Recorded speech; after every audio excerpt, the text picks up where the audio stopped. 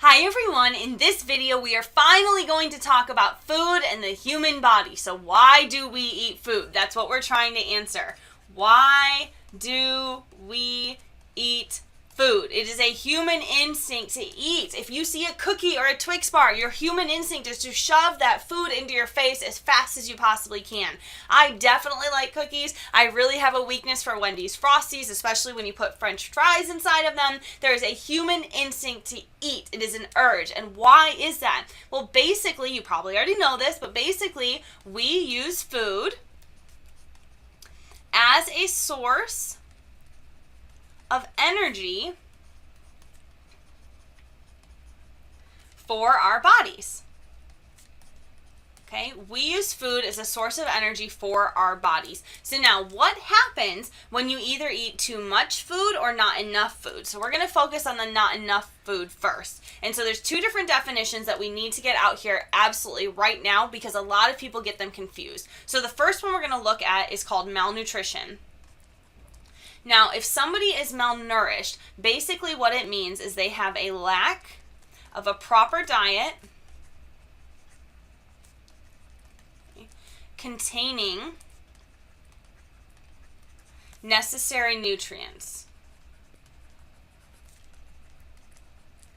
So what that means, or the big kicker, or the big distinction to see if somebody is malnourished, is it's essentially when somebody chooses not to eat well. So this is a human that has the option or has the socioeconomic status enough to eat as whatever they want to eat. So they could eat the meat, the veggies, the fruit, the grain, anything. They could eat anything, but they're personally choosing not to make good decisions. They're choosing to eat only soda or only chocolate or only candy, and they're not eating a good variety or a well-balanced diet. That's when somebody is malnourished. Now, commonly, people will say malnourished when really they mean undernourished or undernutrition. So undernutrition is when you have a person's daily intake. So a person's daily intake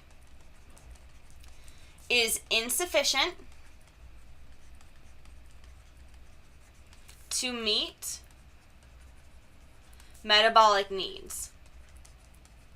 This is not the same thing as malnourishment. Okay, so we need to make sure we keep these absolutely clear. So the big thing for undernutrition is essentially a lack of food. So this is somebody who maybe is without a home at the moment, or maybe somebody who doesn't necessarily live in a nice area.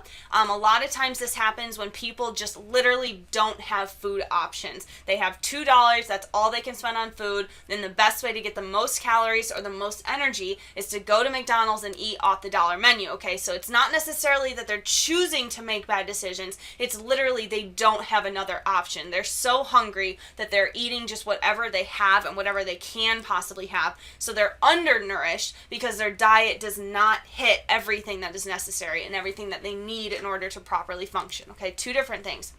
So let me ask you a question. So an obese person may be either undernourished or malnourished. Go. All right, did you get an answer? This one's kind of tricky. So the first thing you have to identify is that an obese person probably has a lot of food in their vicinity, that they're not having a lack of food, that they're making the decision not to eat well. So an obese person probably, we're guessing, right, is probably going to be malnourished. Probably, not always, but usually they don't have a well-balanced diet. So what is that? I keep saying a proper diet. What is it? Well, a proper diet, okay, again, for a human being, a proper diet is one that includes, and this is important right here, several types of what are called macronutrients. Macronutrients. So what is a macronutrient? Well, a macronutrient is basically just a nutrient or nutrients that provide calories. Now you have to think back to our previous modules when we talked about combustion, but we already know what calories are. We've already talked about nutritional calories and scientific calories. So we know when I say the word calorie, in your mind, you should now be thinking energy. So these are nutrients that provide calories for the human body, and if they provide calorie, they're definitely providing energy. Now, a proper diet does not include a lot of processed foods. Now, what is a processed food? So there's a lot of things that are going on in the news and everything else, and maybe you've heard some things by Jamie Oliver, but we have to kind of focus and get a good definition of what processed foods are, because everybody has a different one. So a true definition of a processed food is something that has been, or food that has been altered from its natural state. Natural state. So way that it originates. So if you picked a carrot and then did anything to it, okay, you put it through something, you somehow process it, that would be considered a processed food if you do anything to it. But if you just pick up a carrot and then you hand it to a person, that is considered just a regular old food, natural food, okay? We need to see the difference of it. The big important thing is that processed foods must be labeled. It is 100% unacceptable and illegal to have processed foods and not alert your customer. Every customer absolutely needs to be in the know of the fact of if and when they're eating processed food. So it's a very big important thing, and it's actually illegal not to let somebody know that because it's that bad. So now the big issue is, what is processed food? Can you identify processed foods? So I'm going to give you 4 options here. A baked potato. Let's also look at bacon. And we'll look at pork chop. And what else? How about an apple slice? Apple slice. This sounds like a really good meal, doesn't it? Which one of these 4 is processed? Go. All right, did you get an answer?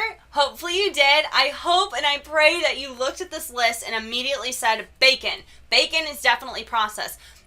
Bacon or pigs do not naturally come all salted and delicious, just ready to be eaten like that. That is definitely not the natural state of a pig. However, a potato or an apple, we grow them directly like that. We just take the apple, take the potato, and then we can buy that at H-E-B or Fiesta or whatever grocery store you're at. You can also buy a pork chop that has just been sliced from a pig without being processed. But bacon, we've added sodium, we've added a lot of other components, including preservatives, in order to keep that in that specific state, in that long, singular, unnatural, processed state. So my question is, what happens when you eat a lot of processed foods? Well, the short answer is that you gain weight. The long answer is that you alter your percent composition of your body fat. Okay, so what I have here is a graph of just a human body, or the composition of a human body. And so what we can see here is that we are 60% water. So the majority of our body is 60% water. After that, we're about 20% fat, 20% protein and carbohydrates. We also like to add in calcium and phosphorus, because there's a lot more calcium and phosphorus in our body than most people think. And then the last 1% is basically other minerals and vitamins. Okay, so it's a very, very small section of our body. So what happens when you eat too many processed foods, among other things, or just too much of any food?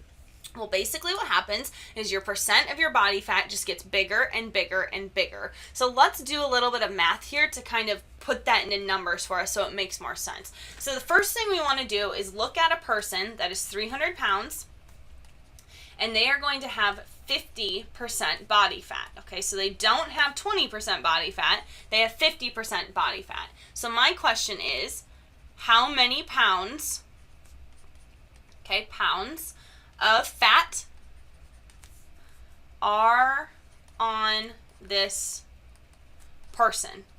So if we find a person that is 300 pounds with 50% body fat, how many pounds of that human, that specific human, are fat? Go. All right, did you get an answer? Hopefully you did. What you should have done is taken your 300-pound person and multiply them times 0.5, and you'd find out that that person has about 150 pounds of fat on their body. So they are walking around with 150 pounds of fat. Okay, that's a lot of excess weight. Now, in theory, how many pounds should they actually have? How many pounds of fat should they have with only 20%? So if they have 20% body fat, which is ideal for an average person, how many pounds of fat would that be for a 300-pound person? Go. Did you get an answer? Hopefully you did, because it's the same process as before. So all you had to do was take a 300-pound person and multiply them times your 0.2 or your 20% body fat, and you would see that for this person, the 300-pound person, they would only have 60 pounds of body fat. So only 60 pounds. That's still a lot though. 60 pounds of fat is a lot for any human to be carrying around. But just to isolate, or really to illustrate, I should say, the difference, that is a difference of 90 pounds of fat. So a 300-pound person with a 50% body fat versus a 300-pound person with a 20% body fat is a huge, huge difference. 90 pounds of fat. Can you imagine 90 pounds of fat? Betty, come here. Let me show you what 90 pounds is. Betty, come here. 90 pounds of fat is a huge, huge, huge, huge, huge dog. Betty, come here, Bets. Come here. It's a huge, huge thing. 90 pounds. Let me show you what 90 pounds is. This right here is my giant Rottweiler. She is 90 pounds, and so if I had to carry this extra dog around, it would be a huge, huge issue. So what we're going to do here as a group is say goodbye to you. Have a great week. Take care of yourself. Say goodbye. Drink water. Eat your veggies.